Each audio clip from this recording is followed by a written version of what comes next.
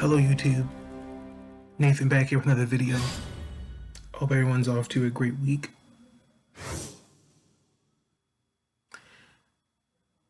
In this here video, as you see the title, I want to give a special shout out to 3 individuals. They know who they are: Cameron, Elliot, Marcus. We had a discussion. We were challenging each other's thoughts and mindset of, the things that we have been witnessing these past few days, particularly what happened in Kenosha, Wisconsin, with the shooting of Jacob Blake. In this video, I'm going to talk to you simply from the heart and where I stand with all this. In the video, I'm going to talk about what the leagues boycotting or canceling their games, my take with Jacob. I'm going to talk about Jacob Blake and how I feel about that, and really how I feel about it. First, Jacob Blake. First, I want to give my sincere thoughts and prayers to his family. To see that happen, she was shot 7 times in the back in front of his kids. Probably will never walk again.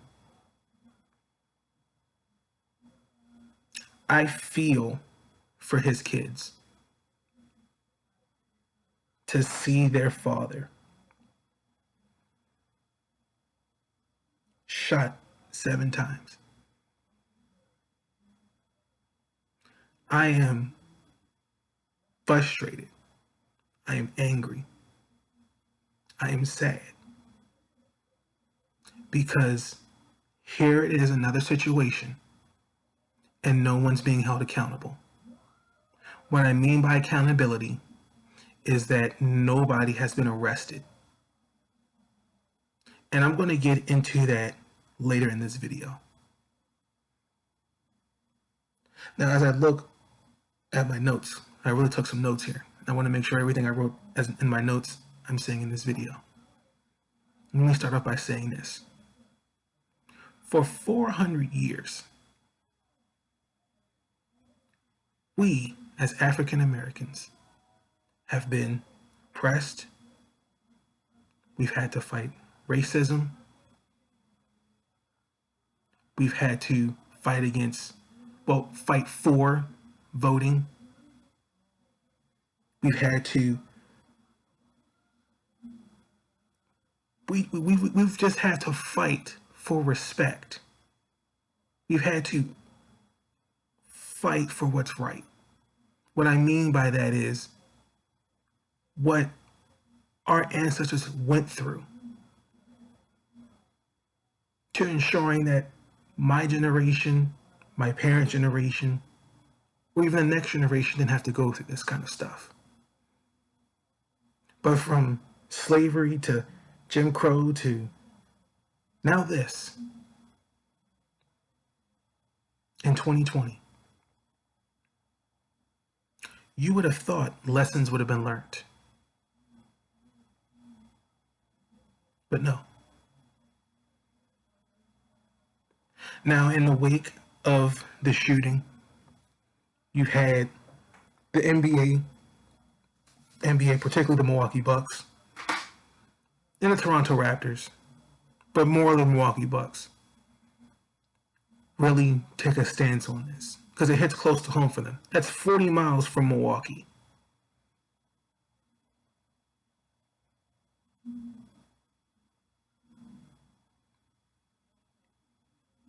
As I'm recording this video, they decided to boycott their games tonight. And then it trickled down to the WNBA, some teams in Major League Baseball, Major League Soccer, a couple teams in the NFL, particularly the Lions and the team in Washington, all standing united.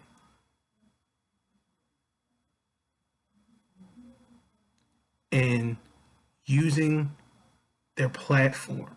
Now, I will say this. I am proud that they made the decision as a united group to really bring the issues to the table. Because I'm going to be honest. I have said this I said it in 2 videos. This is not a good time for sports.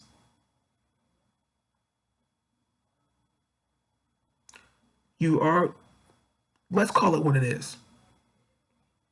You had players, particularly in Orlando, not wanting to play, not more wanting to say, no, I'm not going to play basketball. I'm going to focus on the issues at hand. Look at Maya Moore, for example, and the work that she has done. She is now taken, this is her 2nd season. There are some other WNBA players that have followed suit.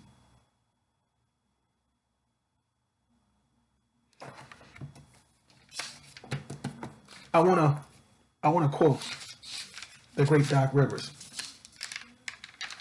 well, before I quote Doc Rivers, I just want to point this out. 4 years ago, it was week 3 of the preseason against the Green Bay Packers. Colin Kaepernick took a knee. 4 years later,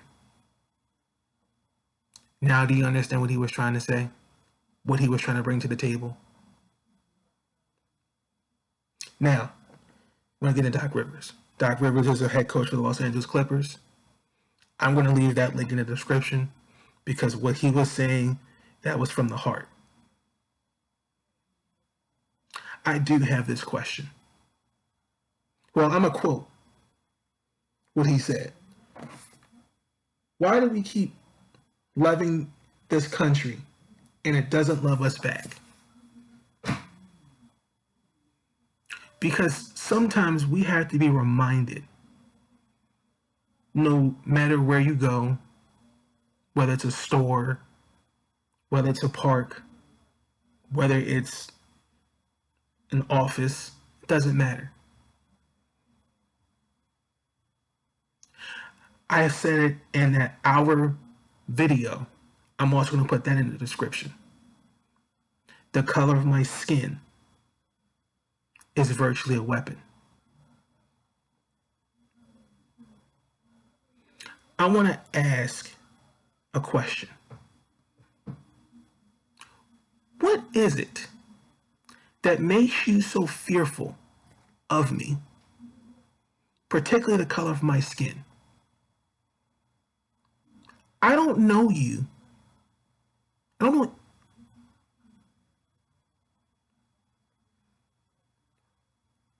What justifies you? What justifies anybody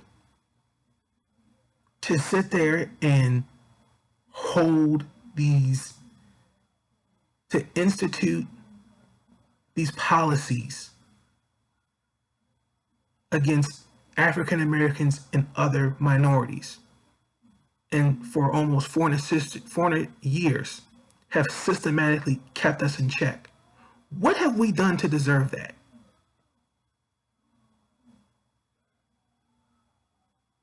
After a point in time, don't you get tired of it? Don't you at some point question, you know what, this isn't right? Charles Barkley said it. I'm going to quote him. He said, being black is exhausting. Listen, I'm only 25. What I see going around the country, particularly as a young black man, and I'm going to get into a little bit more of this in the video, it's terrifying and it's scary. What is it going to take for you to understand you're not born to hate? You're not born to be a racist. You're not born to fear. You are taught those things. What is it going to take you to break those chains? Educate yourselves and ensure that the next generation, when we all have kids, we don't have to have this hate. We don't have to keep this barrier in between us. Because at the end of the day, we're all human.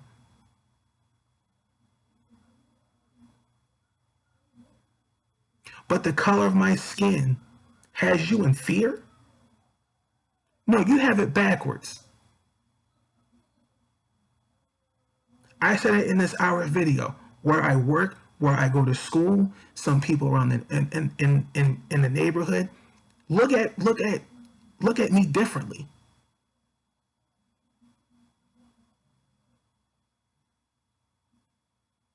That's a reality.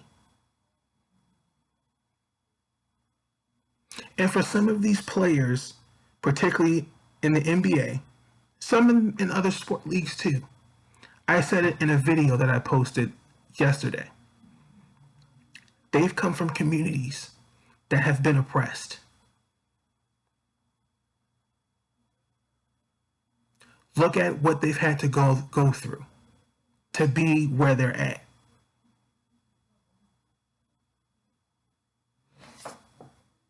Now, I'm going to talk about the cops. And I'm going to reference our video that I made. We know that there are good cops. We know this. I said it in that video. There are bad apples no matter where you work. But I have just one question. 3 officers. How do you let a situation like that escalate? And the first instinct is to grab your service weapon.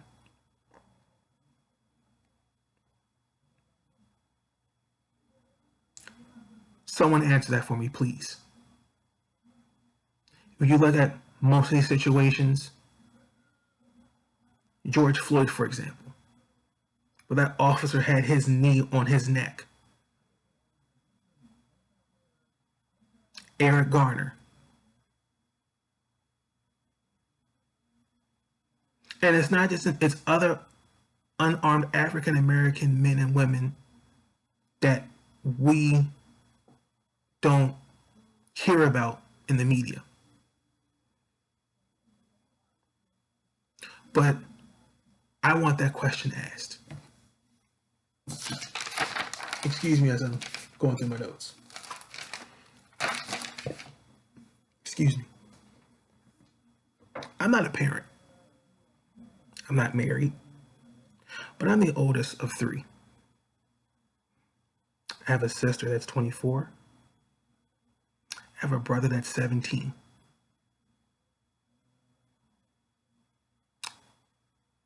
There are some days we don't have the greatest relationship. But if they walked out here and something happened to them, I'd lose it. Because they're my siblings. Listen, we may not stand each other, but there's love there.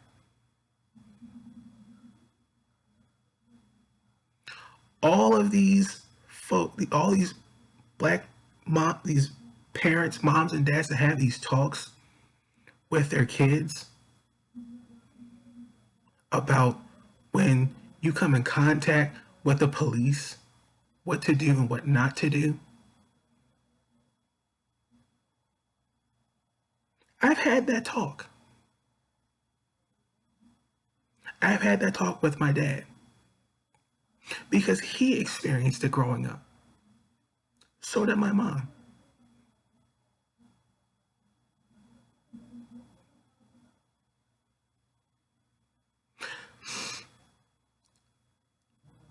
Excuse me. All I'm saying is that we have loved ones to go home to as well. We do. And this doesn't have to be them. Mom, dad, aunt, uncle, cousins, doesn't matter. But the fact he was shot in front of his kids, what? Think of the traumatizing effect that has on them.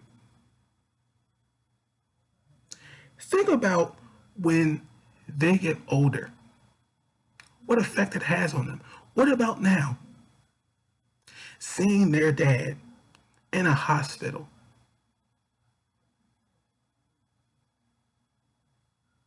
Think about that. Because at the end of the day, my question is to those three officers, how do you let a situation like that escalate?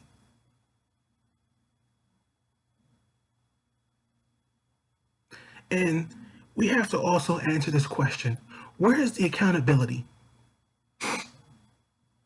Just like with Breonna Taylor in Louisville, Kentucky, and just like now in Kenosha, Wisconsin, those officers haven't been charged.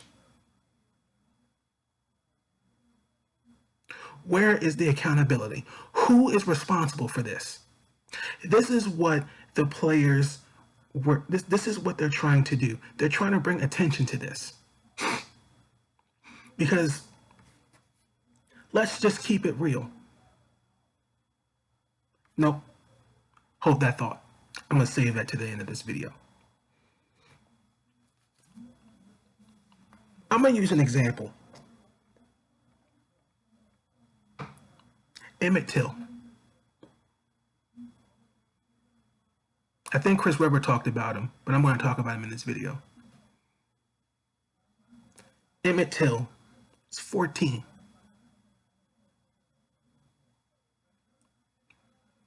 Wasn't old enough to shave. Wasn't even old enough to vote. He was brutally murdered because of a lie. Think about when his funeral took place. Think about the strength that his mother had to have an open casket for the world to see this kind of atrocity occur.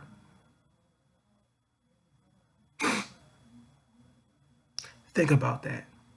Because when that happened, hearts and minds changed. People began to understand.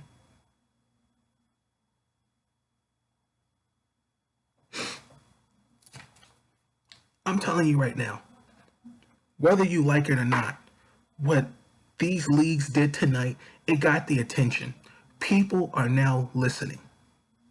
Because I'm just going to keep it real with y'all. There's going to be no games, particularly in the NBA. They're not going to play. No, it's not happening.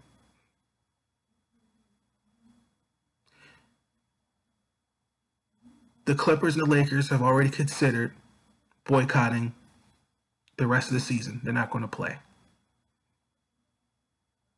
But I'm telling you this right now. This got the attention of everyone.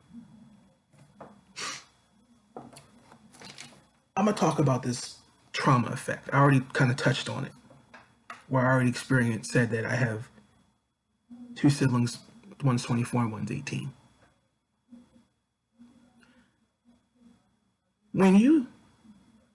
Chris Webber kind of touched on this when on Inside the NBA.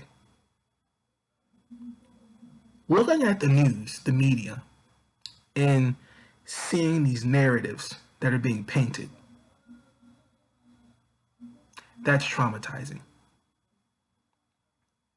When someone goes into a church and kills 9 unarmed African Americans, that's traumatizing. When you see a man die for 8 minutes and 46 seconds, That's traumatizing. When you see a man being held in a chokehold and saying, I can't breathe, that's traumatizing. I've seen planes go into the Twin Towers, I think when I was in first grade. I've seen it all. Well, I haven't seen everything, but what I have experienced in my lifetime so far, this is traumatizing for me. And I'm only 25.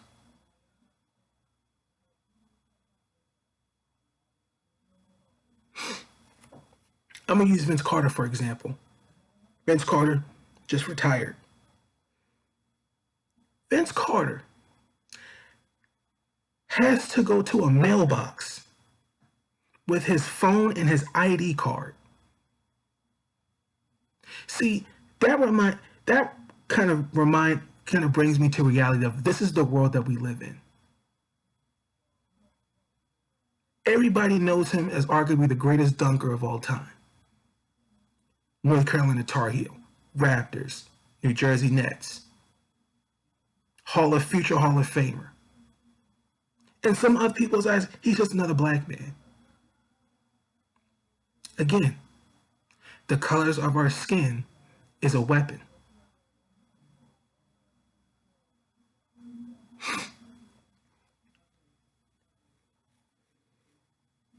Let me say this.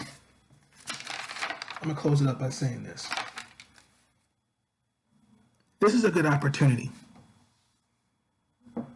for the players, not just in the NBA, but with the NFL, the WNBA, to really use these platforms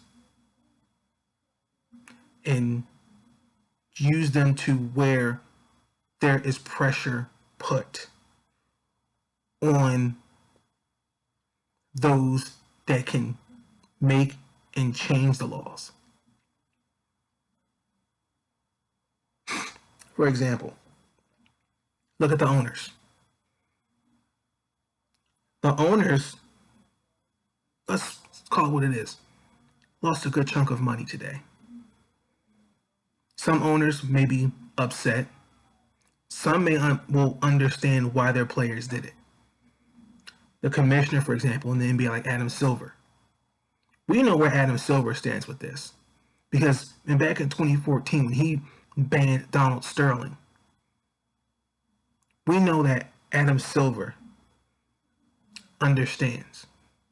But we just want to make sure that he is in communication, that they're all united with their message and their plan. We look at the NFL. Even though I feel that Roger Goodell has taken a lot of flack and the owners haven't been held accountable. Roger Goodell changing his stance with the players taking a knee. With, I'm not hearing someone like Jerry Jones, for example, or before he was ousted as owner, Jerry Richardson for the Carolina Panthers, Dan Snyder, who's, let's call it what it is, he's going to be removed as owner of that team in Washington. Those guys weren't held accountable.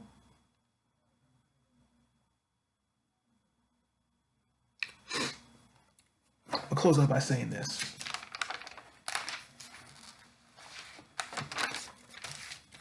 I'm glad. I really am. I'm glad that these players made a united decision. One could only imagine if the Bucks said we're going to sit, and the Orlando Magic said no, we're going to play. We know what the media is going to do with that. Listen. Enough's enough. I'm frustrated. We are frustrated. There needs to be accountability. There needs to be changed. I said it in that Jonathan Isaac video. Taking the knee and wearing the shirt is not enough. It's not.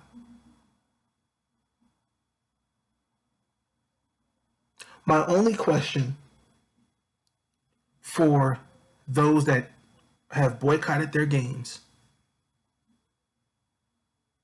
and canceled their games, what is the plan? What is the next step?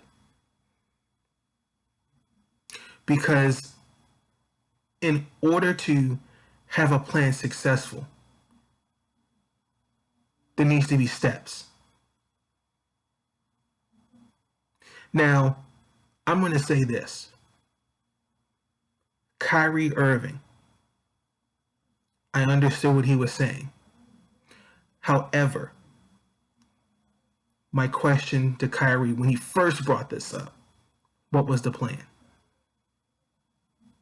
But now when I see what Kyrie was trying to say and was trying to push, I have to owe him an apology.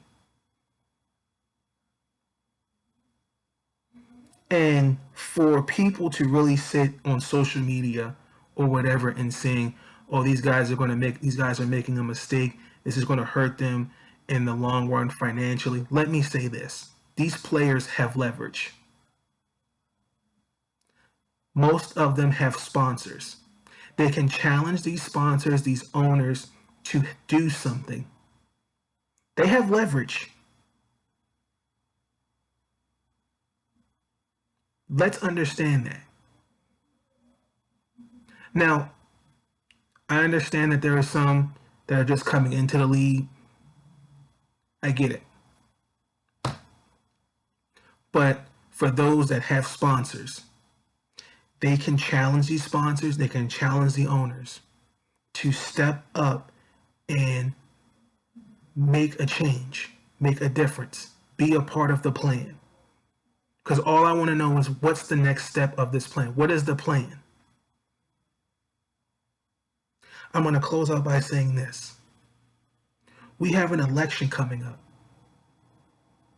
I've said this in now 2 videos. Voting is important. It is time to make the change. And I'm not talking about just on a national level. I'm talking on a local level. Your mayors, your DAs, your circuit court judges, sheriff's offices, district congressmen, women, all of that. National, local, all of that. Enough's enough. It is 2020.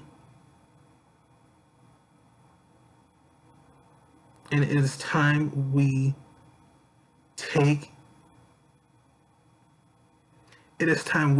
control and we hold people accountable. Let's put people in these positions and hold them accountable.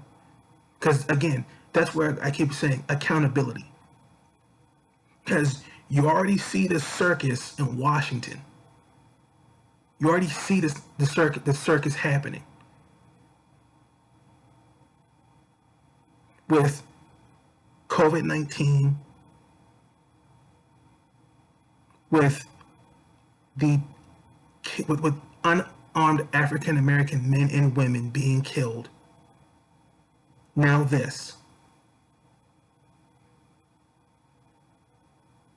And I want to also say this. For people to sit there and try to paint this picture, for example, with Jacob Blake.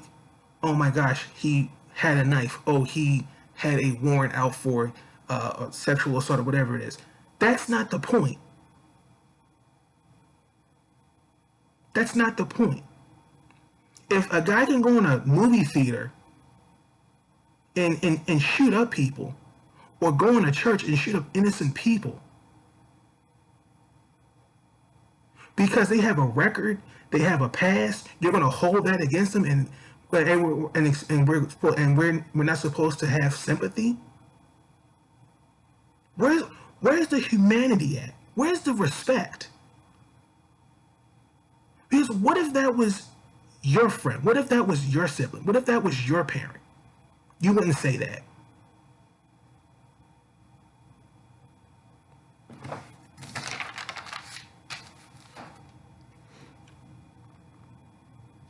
we need to know what the next plan is. I said this and I'm going to say it again. This was not a good time for sports.